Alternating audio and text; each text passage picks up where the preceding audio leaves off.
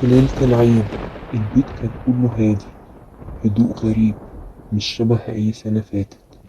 نور كانت قاعدة لوحدها، أهلها نزلوا يجيبوا كحك ولبس العيد، سابوها وقالوا هنرجع قبل الفجر.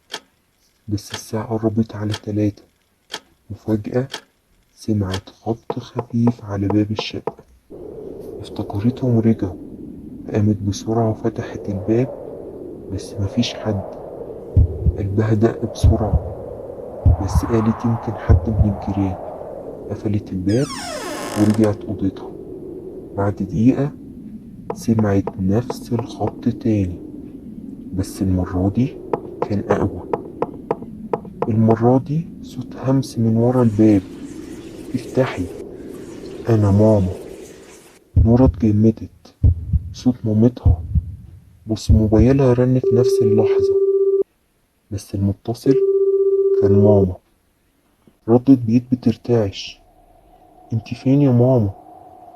جالها صوت مامتها من التليفون وهي بتضحك: لسه في الشارع يا حبيبتي، هنوصل كمان نص ساعة. نورا بصت على الباب، الهمس رجع تاني، أقرب وأخطر: افتحي، أنا واقفة برا. أكرة الباب بدأت تتحرك لوحدها وببطء.